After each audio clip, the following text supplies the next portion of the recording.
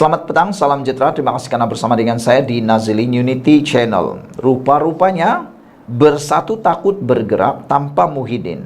Akhirnya tolak keputusan tak bertahan jawatan. Itu sebabnya rupa-rupanya mereka menolak keputusan Muhyiddin untuk tak pertahankan jawatan. Bersatu menolak keputusan Muhyiddin Yassin tidak mempertahankan jawatan presiden pada pemilihan parti tahun depan.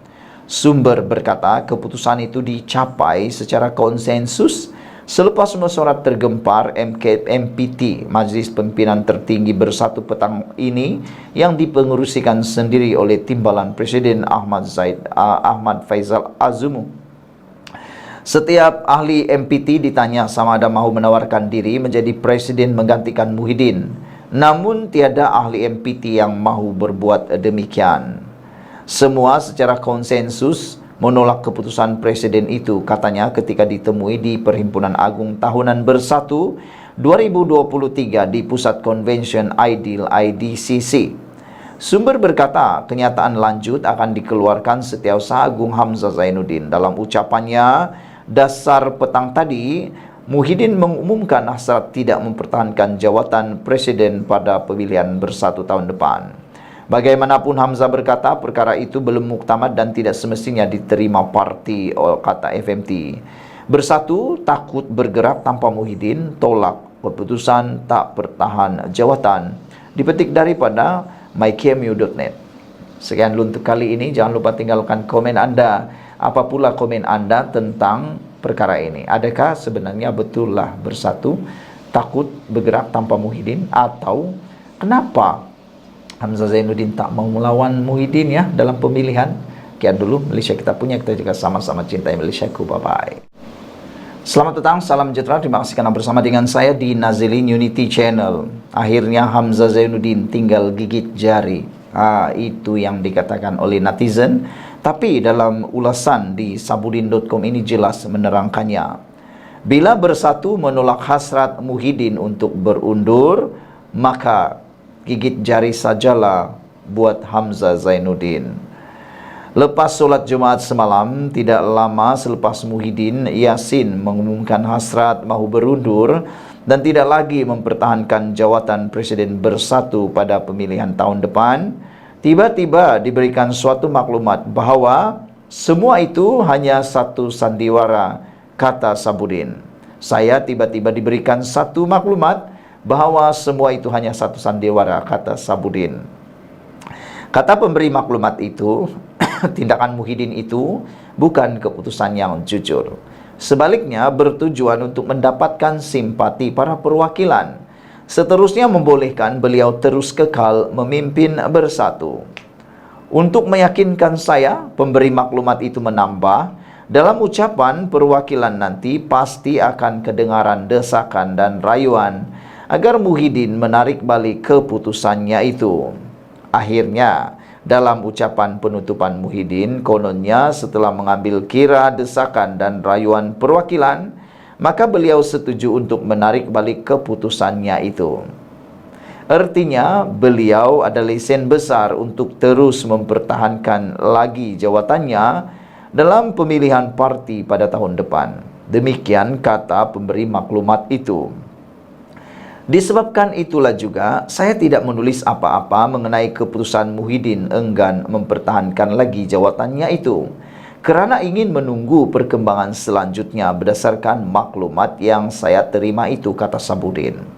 Rupa-rupanya tidak perlu menunggu sehingga ucapan penutup. Kesudahan jalan cerita sandiwara telah pun berakhir lebih awal daripada yang dijangkakan. Hanya berdasarkan ucapan beberapa perwakilan yang merayu Muhyiddin menimbang semula keputusannya, petang semalam tiba-tiba telah diadakan mesyuarat khas MPT Bersatu berkenaan isu tersebut. Dipengerusikan Timbalan Presiden Bersatu Ahmad Faisal Azumu atau PEJA, mesyuarat khas dan tergempar Bersatu petang semalam itu mengambil keputusan menolak keinginan Muhyiddin untuk berundur. Mesyuarat telah sebulat suara membuat ketetapan untuk menolak hasrat Muhyiddin untuk tidak mempertahankan jawatan beliau dalam pemilihan parti tahun depan. MPT Sebulat Suarta berpendirian bahwa kepimpinan Muhyiddin masih diperlukan oleh parti dan negara. Itu kata Setiausaha Agung Bersatu Hamzah Zainuddin yang sebelum ini diura-urakan mahu melawan Muhyiddin dalam pemilihan parti tahun depan. Dengan keputusan mesyuarat itu, tersenyum lebarlah Muhyiddin kerana sandiwaranya bukan saja berjaya dipentaskan, bahkan tiket telah sold out lebih awal lagi. Dalam perkembangan terbaru pagi ini, menyusul keputusan mesyuarat khas petang semalam, Perhimpunan Agung Bersatu turut membuat ketetapan sebulat suara menolak hasrat Muhyiddin daripada melepaskan jawatannya pada pemilihan tahun depan. Juga ditolak ialah usaha mencari pengganti bagi jawatan Presiden Bersatu sebagaimana disuarakan Muhyiddin semalam. Petang ini, dalam ucapan penutupannya, barangkali dengan nada sebab tetapi gembira di dalam hati, Tuhan saja yang tahu, Muhyiddin dengan gaya negarawan ulung pasti dengan besar hati mengatakan, beliau kini tiada pilihan lain melainkan terpaksa akur dengan kehendak parti yang diputuskan melalui mesyuarat khas dan juga Perhimpunan Agung berkenan kedudukannya. Senang cerita, kekal dan menang tidak bertanding lagilah Muhyiddin sebagai Presiden Bersatu. Dalam masa yang sama, musnahlah impian Hamzah Zainuddin untuk mengambil alih teraju kepimpinan Bersatu.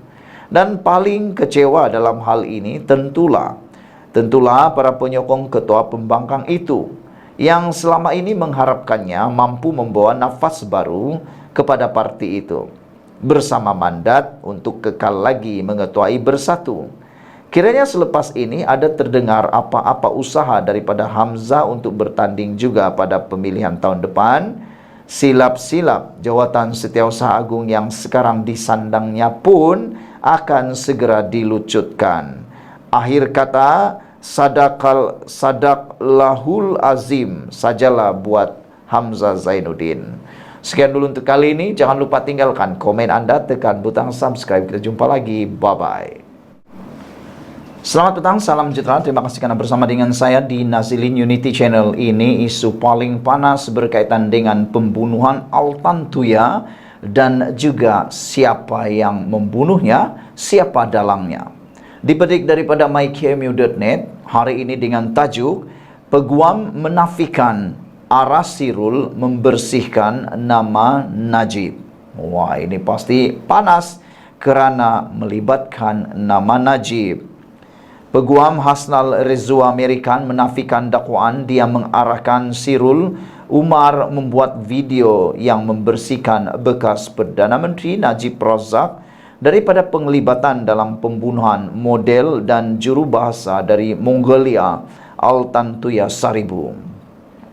Penafian itu dibuat selepas Sirul mendakwa telah ditawarkan bayaran yang besar untuk peranannya dalam video yang diterbitkan pada tahun 2016 itu. Saya tidak membaca kenyataannya dan saya belum memutuskan langkah seterusnya. Apa yang boleh saya katakan pada masa ini ialah tidak ada kebenaran sama sekali dalam dakwaan itu, kata Hasnal kepada Malaysia Kini ketika dihubungi untuk mengulas tentang dakwaan Sirul. Dalam temu bual yang disiarkan oleh program 101 East Al Jazeera pagi kemarin, Sirul mendakwa Hasnul telah menawarkan sekitar 1 juta ringgit untuk video itu dan diberitahu apa yang perlu dikatakan. Hasnal adalah peguam Sirul pada masa itu dan kini merupakan pesuruh jaya Suhakam. Peguam berkaitan UMNO itu juga pernah bertanding di kerusi Kuang di bawah tiket Barisan Nasional semasa pilihan raya negeri Selangor pada Ogos tahun ini. Dalam siri video yang dikeluarkan pada Januari 2016, Sirul mendakwa dia digunakan untuk menjatuhkan dan memfitnah seseorang yang tidak dinamakannya tetapi difahamkan merujuk kepada Najib.